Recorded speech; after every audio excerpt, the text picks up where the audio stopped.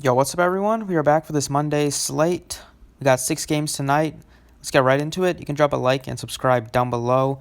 Hopefully, you guys all had a good weekend. It was a good day yesterday for NBA. Put up a 360 on FanDuel. DraftKings did nice as well. Originally wasn't first for a while, but fell to third as Pascal went off in the fourth quarter. Had to make changes once that Steven Adams news came out.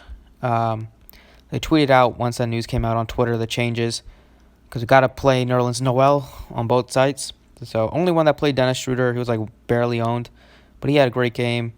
Giannis was good, and Powell didn't get as many minutes as I thought he would. But at the end of the day, I'll take it. Except I wish Joe Harris was better, or else I would have taken first. But let's keep it rolling today. Starting off here at point guard. So like I said, you can like the video down below.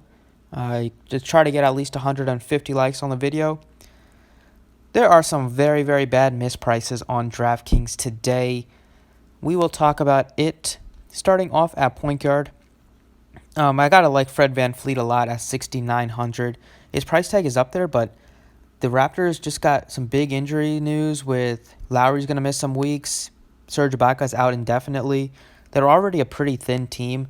VanVleet's gonna take over, being probably the 100% point guard duties, getting all the ball handling responsibilities. He had a good game against the Lakers. That's a pretty tough matchup.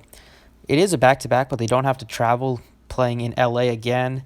I think he's going to be a good option at 6,900. I don't mind going up a little bit for Donovan Mitchell at 7,300. You can go down for like a Ja Morant or even a Mike Conley if you want. But I like VanVleet at 6,900 just because he's going to have to put into work offensively, and he's going to contribute in all categories like he's been doing. And he's definitely going to have to shoot the ball a lot better than he has this year. He's shooting 35% from the floor, but he's still averaging 35 fantasy points. So just a testament to how many minutes he's playing and how much he contributes in rebounds, assists, and steals. At shooting guard here, you got Harden at the top at 11.5. No problem with him. He's 3 straight 70-plus point performances. He's been balling. Good matchup against the Pelicans. They play fast. They don't play defense. No problem with James Harden. I'm going down here to... going to take a chance on $4,200 for Norman Powell again. He only played like under 30 minutes against the Lakers. The bench was playing very well, so they just rolled with the bench for a lot of the third quarter and a lot of the fourth quarter. He didn't check in until the 2-minute mark of the fourth quarter. But I'd expect him to go back to playing 30-plus minutes in this one against the Clippers. They are going to need his offense, and he's just really cheap at 4,200. But there's not a lot of value on the slate right now. I think he can make for a nice value option, and you can play him at guard or forward, so that gives you some added flexibility. At small forward, Kawhi is going back. Well, he's facing his former team that he was with for 1 year. At 9,400, I think he's a perfectly fine play. There are a lot of stars on the slate. Paul George will not play in this one, so don't even have to consider that. Kind of like Brandon Ingram here, 7,800. He's been playing very, very well in basically the entire season, shooting the ball really well. 54% from the floor, shooting almost 47% from three. Those numbers will definitely go down, but as of now, he's really carrying the team. Heading into the season, it looked like Drew Holiday was going to be the guy, but so far it's been Brandon Ingram. I like Jaylen Brown at 6,300. He is back from his illness or whatever that was. Without Gordon Hayward, they're going to need other guys to step up, as Hayward was playing exceptional basketball. I think Jaylen Brown at a good price tag, 6,300. When he's not in foul trouble, he's going to play mid-30s in minutes. Last game was a blowout, and he still played 32. The last couple games have been blowouts, and he still played 32 minutes. So if you add on like 3-4 minutes there, get up to like 36, 38 minutes. That's what you would expect. I expect this game to be reasonably close. The Mavericks, they do have a couple of good players in Kristaps and Luka. I like Brown at 63. It's just a pretty good price tag for a guy that has 40-point upside. At power forward, this is definitely the biggest misprice I've seen. 6,300 for LaMarcus Aldridge. I know he's been up and down this year. A bad game against the Celtics, but he has 50-point upside. He's just too cheap, way too cheap, facing the Grizzlies, pace-up spot. The Grizzlies are, they have Jonas Valanciunas as their centers. He's all right defensively, nothing spectacular. Jaren Jackson is just a foul machine. I don't think he'll be able to slow down Aldridge. So at 63, just at a point where you got to play him, I think, in at least cash games. You can make some pivots in tournaments, but in cash, I think LaMarcus Aldridge, really, really cheap. At center here, you have Karl Anthony Towns at 10K. He's been great.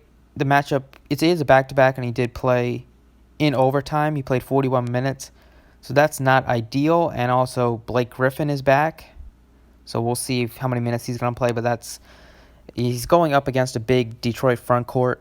I don't have a problem with him at 10K. If you want to pay up at center, he's definitely the best option. I'll definitely go with him over Andre Drummond. You can go Pascal Siakam, who's only 8,700. He's going to have to just do so much more offensively without Kyle Lowry and without Serge Ibaka. He can definitely get the job done. He's probably is going to be guarded by Kawhi Leonard, so that is a little scary, but no problem because he's going to carry the usage. I like Kristaps Porzingis, 7,200 on the cheapest price tag he's been all year. Early on in the season, he was playing like high 20s in minutes the first couple games. But last couple, he's played 36, 34, 31 in a blowout, but 37 against the Lakers. He is not on a minutes restriction anymore. He hasn't been for basically after the first couple games. The matchup against the Celtics, they don't have a lot of big guys. We'll see if Kanter's back for this one. If not, then he's probably going to be matched up against Jason Tatum, who is way undersized, trying to defend a 7'2" Kristaps Porzingis. The Celtics this year are very bad at rebounding the basketball. That makes sense with how small they are. Kristaps can have a double-double with this one easily, and if he's shooting the ball well, put up 50-plus fantasy points, maybe get you close to 60. I think this could be a blow-up spot for Kristaps. And at guard, he wasn't very good to me last time I played him. Put up just 36 fantasy points. But his price tag keeps going down. It's going to keep making me bite the bullet on Russell Westbrook. 8,800 is just really cheap. This is just a really good matchup. The first time they played the Pelicans, he put up 65. If he can get me 65 again, that'll be great. He had a triple-double in that one. I think his assist numbers are definitely going to go up. He only had 2 assists last time out. We'll have to look at the potential assists, but he's still handling the ball for a good chunk of the time he's out on the court. And with the way Harden's been playing, he's just been great. But he still had a good shooting night, 10 of 20. Had 7 turnovers, didn't have many steals or blocks. So just all around wasn't great against the Bulls. But we know he has that crazy upside, and pace-up spots is where I like to roster Russell Westbrook, and the price tag is just so appealing, so gotta go with him here at 8,800. Still leaves you with plenty to spend on the other 2 spots. We'll tweet out updates as we get news throughout the day, so you can follow me there at the DFS Process. If you want to get on board, you can visit the website dfsprocess.net or links in description. Thanks for watching, and good luck today.